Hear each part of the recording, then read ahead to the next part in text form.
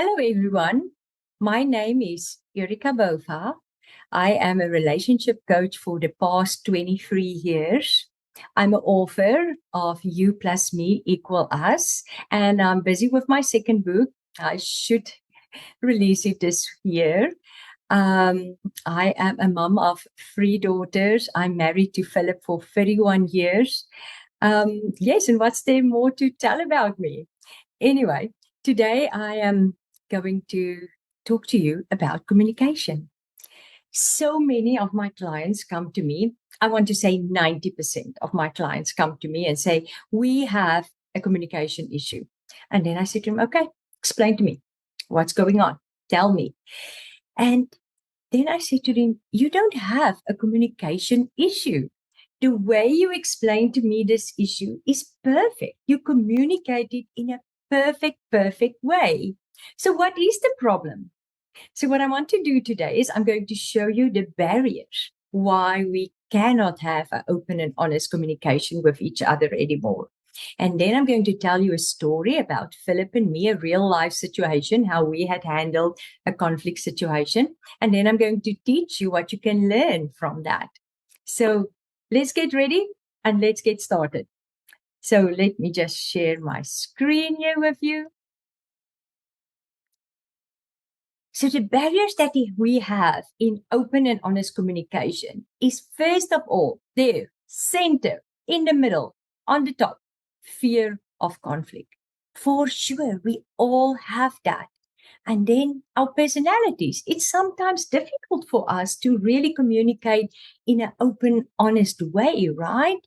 Self-centeredness here on the right. So pride. Oh my gosh, I believe I'm right and everything that I'm going to tell you anyway, you don't know anything. That's pride. Oversensitive. So many of us is oversensitive. Low self-esteem, for sure. For sure. Middle one again, fear of being corrected. We don't like that, right? Vulnerability. Low emotional intelligence. We don't really know how to handle difficult situations. And secrets. Now, if this is the case, I would love you to come to me that I can help you work on that. But what I want to do now is I want to tell you about a story about me and Philip and how we had handled a really difficult situation.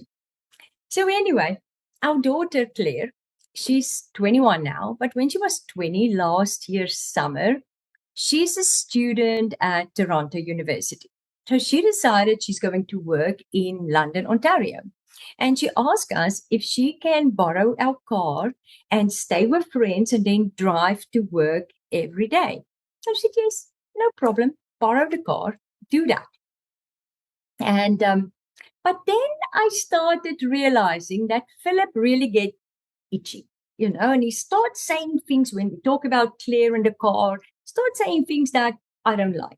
And how will you know that something bothers you? You will know because you feel that, that I don't like this, that negative feeling. So one Monday evening, we're busy making food in our kitchen and we talk again about Klare and he says something. And I said to him, love, we have to talk about this. Can we meet each other in our living room tonight at 8 o'clock? I said, yes, we can. So 8 o'clock come, I make a cup of tea for us, and we go to our living room.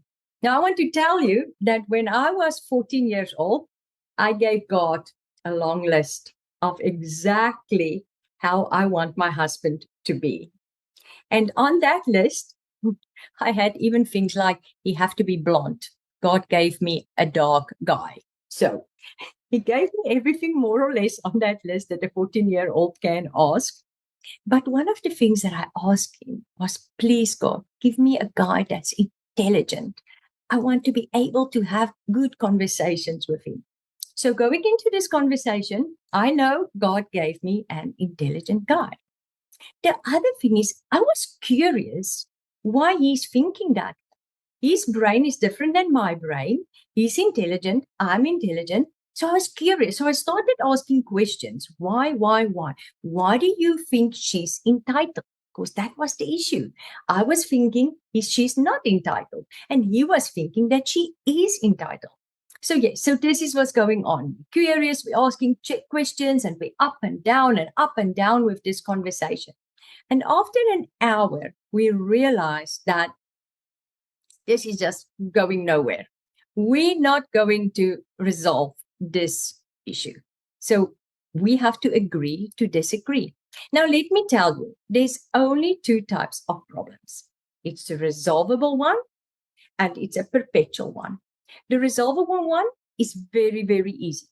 All that you have to do is, hey, you don't take out the garbage every first day morning, set your alarm for 8 o'clock and it's resolved, right? You will remember to take it out. Money is always a resolvable issue. You can always resolve money issues. But this was a perpetual issue. So when you get to a perpetual issue, you have to compromise. And that's what we had to do. But before we go there, before I tell you how we compromise, I want to ask you another question. Do you think that I got upset during that hour? What's your thoughts? Yes, I did. I did get upset. But here was a decision that I made. I can choose my reaction. I can choose that. And I had chosen not to be upset at that stage and show it to Philip and be angry and perhaps say things that I should not say. I had decided that I will keep calm, keep it inside of me, not show him. And after 5 minutes, more or less, I got control again of my emotions. He didn't know that because I was just keep on going with the conversation. Because here's the thing, the message that I want to send to Philip is that I want to be with you forever and ever. And if I'm going to lose my calm, the message that I'm going to send to him will probably be a little bit different. I want to be with him till we die. Anyway, we decided we're going to compromise. I said, okay, what do you want to do? I said, well, when Klare comes tomorrow home, I want to tell her that when she go and drive to Aldershot's GO station and leave the car there over the weekend, I want to know. When she and her friends drive to Barrie and I'm paying the gas money for that, I want them to contribute to the gas money. Okay, good with me. And that was the end of our conversation. Now, what can you learn from this? Let me show you. Let me share my screen with you. The first thing that you can learn is address issues early. When I started feeling like, I asked him, can we talk about this? You will know when there's something that you have to raise. Don't leave it. Don't let resentment and anger build over this issue. Choose the right time and environment. If you do it on the fly and you have to take kids to school, that's not going to work. It's really not going to work. Approach your partner with respect, like I did with Philip. I realized that this guy is intelligent. I need to respect that. Be curious about their perspective. I ask him questions and I'm curious, why do you think that she's entitled and I didn't? Allow conversation to unfold. As I mentioned, we were up and down and left and right. It's like we were talking about this thing really in detail. Recognize the difference between resolvable and perpetual issues. Like I explained, something resolvable, easy peasy, lemon squeezy. Aim for compromise, not victory. My aim was definitely not to win this fight, but to really understand where Philip is coming from. I was willing to change my opinion. Regulate emotions during the difficult moments. Like I mentioned, I did get upset, but I didn't show it. Protect the relationship. I want to grow old with this guy. 80, 90.